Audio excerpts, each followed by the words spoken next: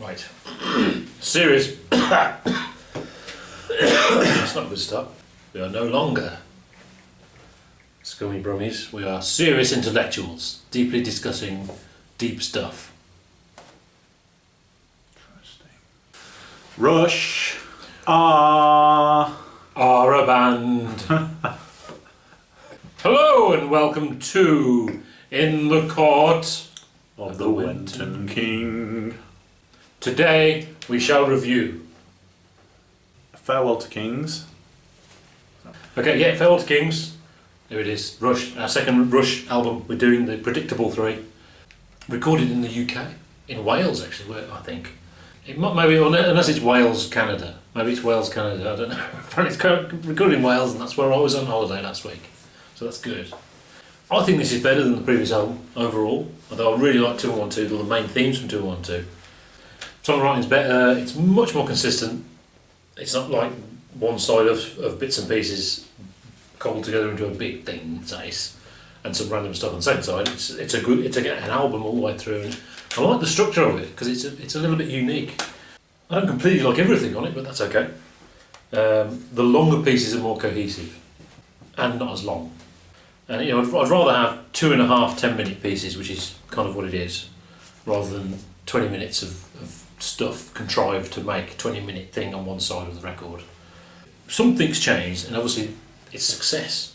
As maybe that's given them more freedom and given them more self-belief. I mean, you think of it must be very difficult doing that type of music, and the record company just telling you it's wrong.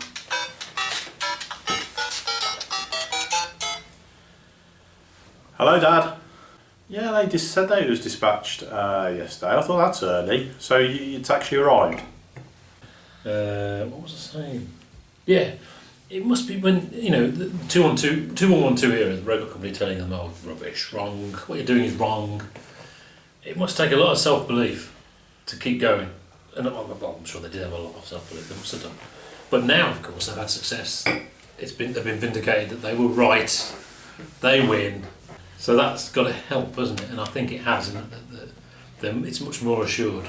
I think that's what it is. It really grows on you. First listen, it was a bit meh, and each time I listened to it, I liked it more.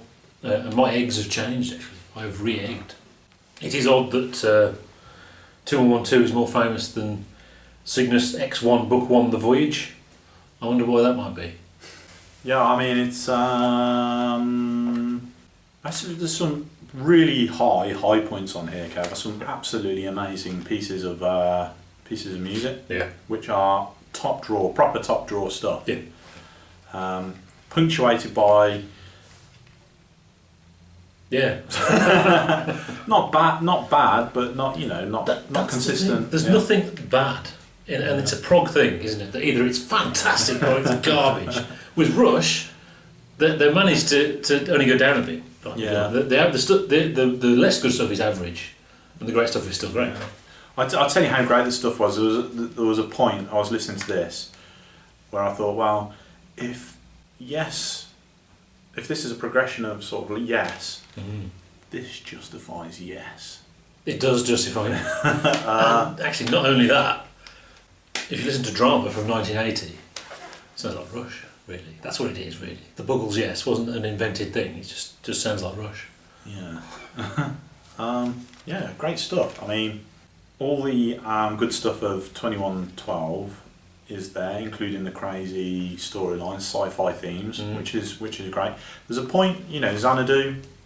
Yeah. This sort of like it's almost a literary thing where you think, oh, hang on. Yeah. You're getting a bit too yes there, but it's kind of upbeat, so it doesn't really matter. It kind of gets along. That's true. Yeah. Something about the ELO album they did with Olivia Newton-John. That's what it is. Yeah. Oh, it's about Blake 7. It's one of those. Something like that, yeah. So yeah, I mean, I was very pleasantly surprised, almost to the point of flipping out. Why didn't I listen to this before? Yeah, and everybody goes for 2112 first because that's the famous album. Yeah, there you go. I love the opening. Like I said, there's 2.5 10-minute songs on there. I think the opening song is 5.5 minutes, but it is an epic, in a sense, and it's great. Opening the album with a Steve Howe style neoclassical thing at the start of the album Yes didn't do that. Yes had never done that. You know, so that's fantastic. And there's an element. Not only is it makes the album really nice and refreshing in so many ways, but also it's a kind of it's a fuck you to the naysayers, isn't it? To the record company saying, "Oh, what? I'm sorry, what were you saying? What was that? Oh, we're really successful now, aren't we? With prog." Except, stylistically, it's not really that different from what they did in the 80s. The notion of them selling out in 1980 with Permanent Waves, it all really sounds like Rush. There's no big change. You know, I mean, I think there's a bit of a parallel with Genesis in that everyone perceives it as being Phil Collins took over and etc.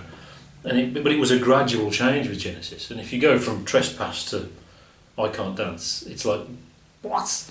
But it's a gradual change, isn't it? And I think certainly it's comparable to like Trespass to Duke. It's all the same band, really, that's slowly changed over time, and that's what Rush did. So it's all good, actually. The later stuff is good as well.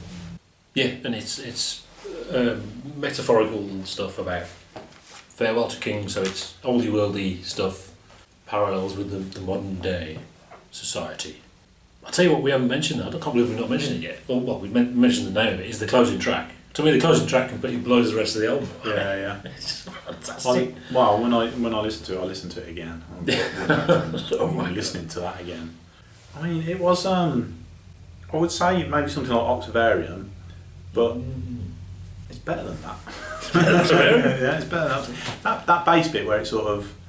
Yeah. It's so... I was hooked. Rage Against the Machine.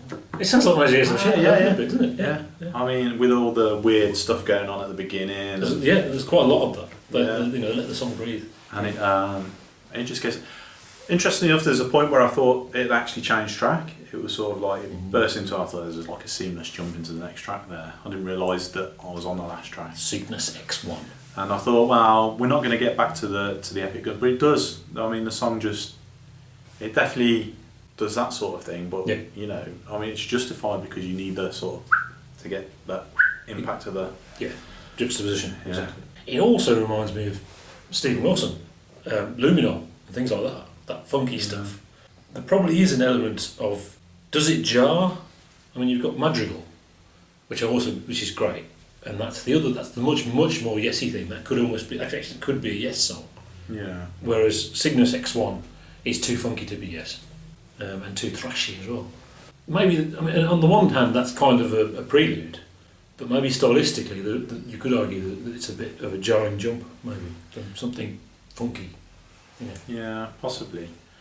I mean, I listened to 4, 5 and 6 together just to get a sense of how I thought the second side would sort of hang together.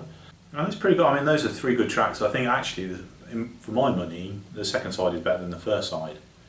Yes, I think I agree, I wasn't overly taken with the opening track. Not as much as you. I mean, Xanadu, sort of like I got into. It's interesting. But it's nice to have an album where the second side is better than the first side. Yeah. I've got to be honest, close to the heart, it serves its purpose, but it's never been something I've had an interest in. No. But, you know, it was a radio thing. It was played on radio, very important. Yeah. It's ever so short as well. I didn't realise it was so short. It's less than 3 minutes. Oh, close to the heart. Yeah. Yeah. Well, I thought, it's obviously the pop song.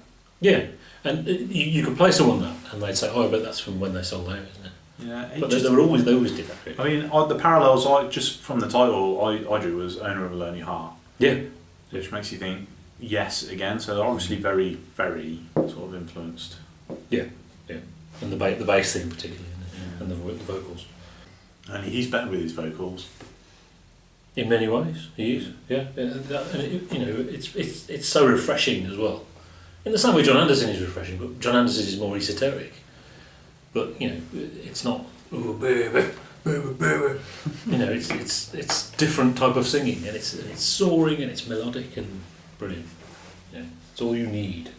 Producer is Terry Brown, who is, I think, he's famous for being the Rush producer, and he is the psychiatrist on Scenes from Memory. Oh, right. And apparently they used the recording on the tour of him, and so he asked for money, which they weren't very happy about. And he says They didn't even tell him they were going to use that. He thought he was just doing the demo, and they put it on the album. So he's now listed as no thanks on the DVD. It's interesting. But yeah, I think he's the famous Rush producer. But he's done Hendrix, he's done Marianne Faithfull, he's done loads and loads of people. That's pretty cool. So yeah, great album. Yeah. It's a 5-egg album for me. Yeah, there's 5 eggs, but there's definitely points of 6 eggs on there. Mm. There are 6 eggs moments. Yeah, 5-egg album. Yeah, there you go. Cool. Right, see you next week for Hemispheres. Hemispheres, isn't it? Yeah. Yeah. Hemispheres.